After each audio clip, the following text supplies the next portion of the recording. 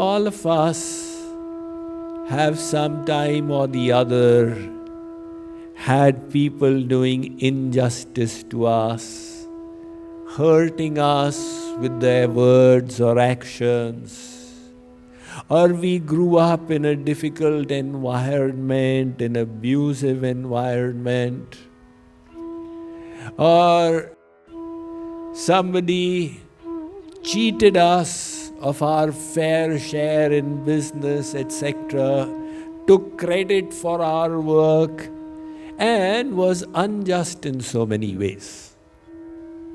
Now, these occurrences are a part of this world, because this is the world of Maya. It is inhabited by souls who are Maya-dhin, who are in Maya. It is not inhabited by perfect saints. Only to be expected that people are selfish, unkind, cruel, harsh, etc., etc. Now, when they behave with us like this, we become resentful. And we even justify our resentment. I have the right to feel bad because so-and-so did this with me. The only problem is that the resentment stays in us, in our heart, and it works like an acid. You keep acid even in an iron vessel, it will melt its way through. So resentment is the acid of the heart. That is why the saying that keeping resentment is like drinking poison and hoping the other guy dies. So the only thing in this world that gets worse the more you nurture it is a grudge. Everything else, by nurturing, it will improve. But a grudge will only get worse and worse and worse. So we will have to learn to forgive and move ahead. Otherwise, we will get stuck in our life. As those two ex-prisoners of the Nazi concentration camp who met after 30 years started discussing with each other. One said, "Have you forgiven the Nazis as yet?" The second, yes, said, "I've taken it all out of my mind and moved ahead in my life." The first said, "I have not forgiven them so far." The second said, "In that case, they still have you in prison. Because you are shackled by those thoughts. Unforgiveness comes at a big price. Because when we harbor such thoughts, our body responds to it. In fact, the fight or flight response that gets triggered when there is a life threat to us. When our brain decides that there's a threat to life, it responds by secreting the epinephrine, the adrenaline, the cortisol hormones, and those make the liver secrete more glucose, so there's more energy in the blood, and the heart starts pounding more so that the blood is pushed into the muscles, all to enable you to do one of two things: either fight, or if the threat is too big, then take flight. So this fight or flight response, when subjected to heavy stresses, the same kind of response also takes place when we harbor resentment. The cortisol level increases, the epinephrine level increases, and hence resentment is connected medically. There's a correlation between it and so many medical problems. So we have to pay the price of harboring resentment. And hence, forgiveness is not a gift you are offering to the other. You forgive because it's a gift that you will benefit from. Whether the person did good, did bad, meant it, did it accidentally, why bother?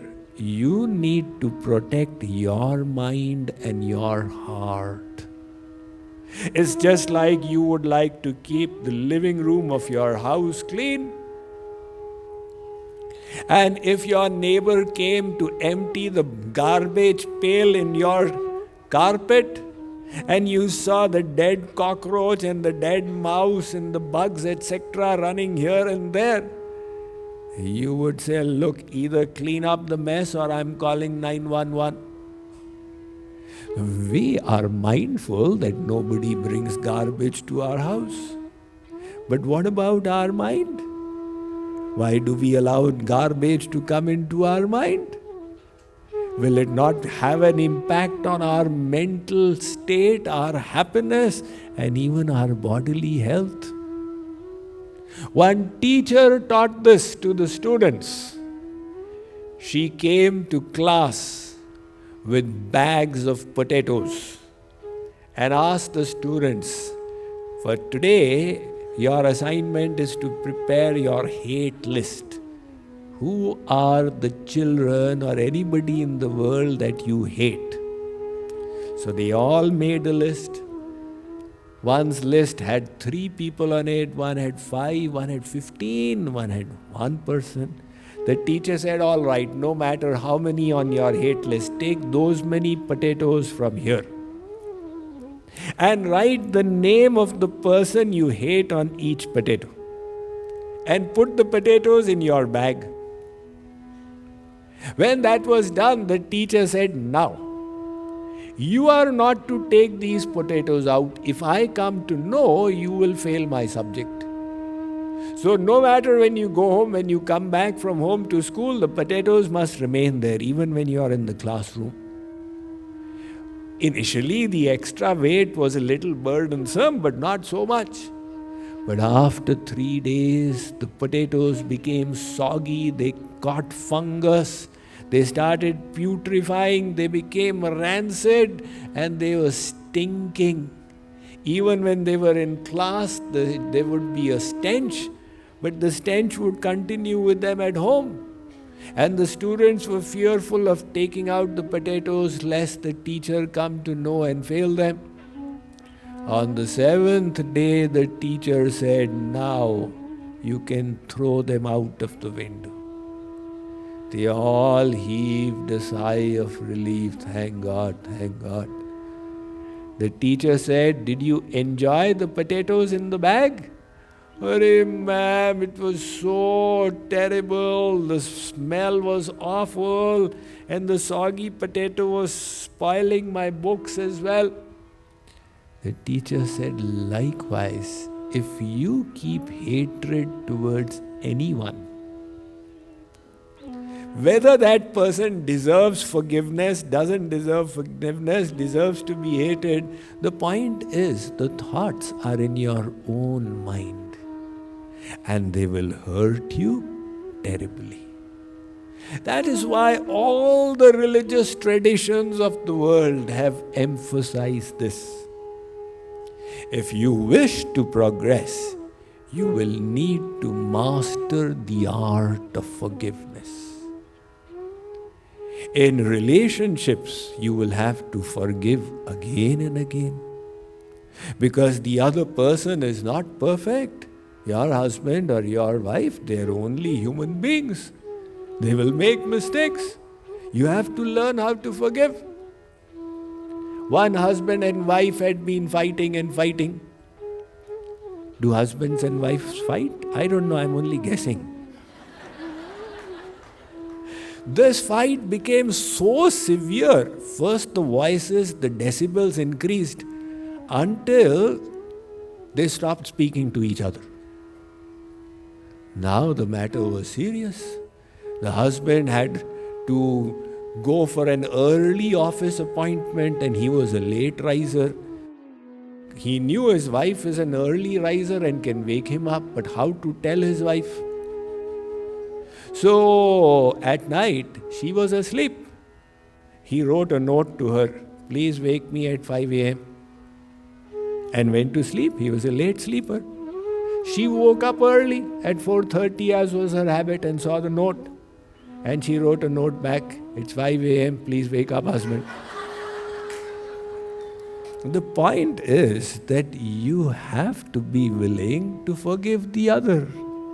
In fact, sometimes you have to forgive God as well. There was a saint in India, very famous saint, Ma Anandamai, in the 1950s, 60s, 70s. Very famous saint. Indira Gandhi used to go to her. She used to say, love means eternal forgiveness. Because God will also deliberately behave negatively with you just to test whether your love is pure or not. And if you don't have the ability to forgive, you will become upset. So forgiveness is an essential art to master. And how do we do it? Well, the first thing is, learn to take responsibility for your emotions. No matter how the other person behaved, your emotions is your responsibility. If you start blaming others for your emotions, that is one of the worst mistakes you can do. Why are you in a bad mood? You know, that person did such and such thing, that is why I'm in a bad mood. Hey Baba, there's a gap between the external world and your thoughts. You realize the gap. If you don't realize the gap, then you become like a slot machine. The slot machine has its control outside. You know, you put the coin and ting tong, ting tong, ting tong. So likewise, if you don't have the gap between your mind and the environment, the keys to your mind are outside. Somebody can make you feel happy, but somebody can make you feel sad as well. So we must accept responsibility for our emotions. And the second point then is to develop empathy. Empathy means to understand the other's emotions. That person has their own struggles, their own viewpoint, their own perspective. Why should we jump to conclusions? One little girl had 2 apples in her hand when mummy came back from office and she saw the 2 apples.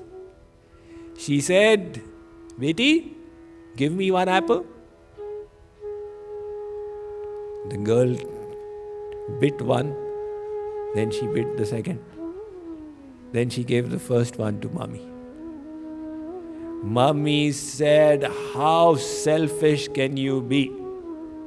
You had 2 apples. I asked for 1. You spoiled both of them."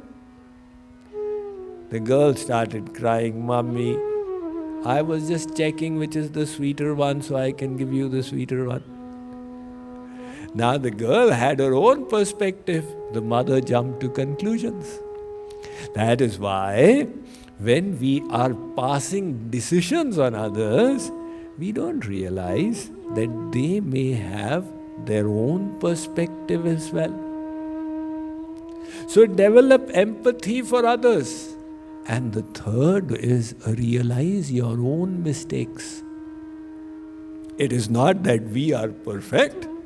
We also have selfishness. We also have lack of empathy. Very often, the defects that we see in others also exist in our own self. I am reminded of that little boy and girl who were neighbors. And the boy had marbles while the girl had chocolates. The boy was a fast talker. He conned the girl and said, "Look, you see these sparkling round objects? I've got many of them. I'll give them to you, and you give me these chocolates. So the girl said, how many? He said, I'll give you all the marbles, you give me all the chocolates. The little simple girl fell for it, and she handed all her chocolates to this boy. But the boy was super smart. He kept a few marbles hidden for himself. The girl took the marbles, so happy, Mummy, look what I've got. I'll give them to doll, to Guddi Gudiya. The boy took the chocolates, but he could not sleep at night. He kept on thinking, did she give me all the chocolates?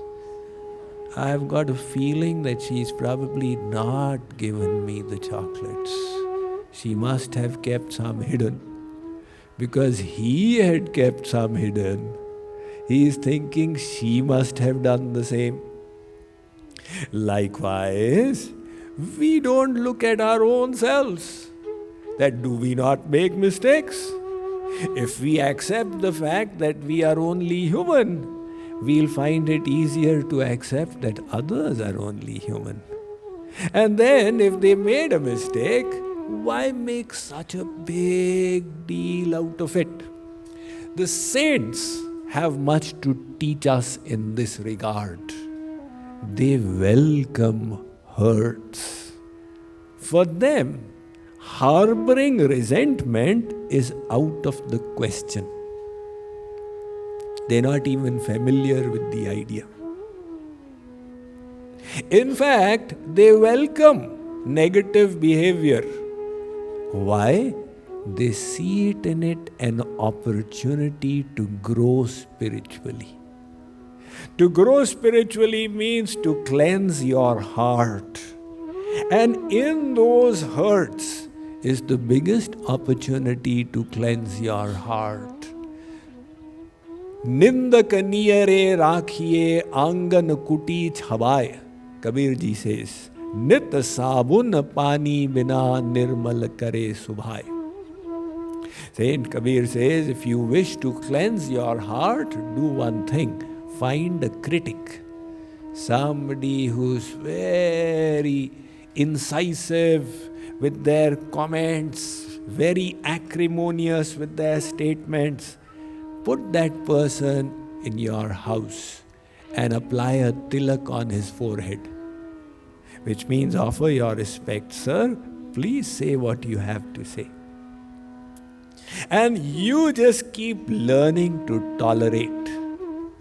Your tolerance will cleanse your heart without soap or water. Nit sabun pani bina nirmal kare subhai. That is why we hear the story of the saint who used to always be opposed by one person. That person saw the saint as his biggest enemy. But the saint never thought he had an enemy. Now that professed enemy died one day. Guruji's disciples started celebrating. They came and said, Guruji, your biggest enemy is no longer in the world. We are so delighted. Guruji started crying. They say, Arey Guruji, he's been so scandalous about you. Why are you crying? Guruji said, it was because of him that I was progressing. Now that he is dead, I'm really worried. How will I grow spiritually? But this is the spiritual perspective. Of course, it is a journey. In fact, it is easier to give up attachment than it is to give up resentment. Only somebody who's strong can forgive. That is why Mahatma Gandhi said, you need to be very strong to be able to forgive. But without forgiving, you can never fulfill the potential of your own life.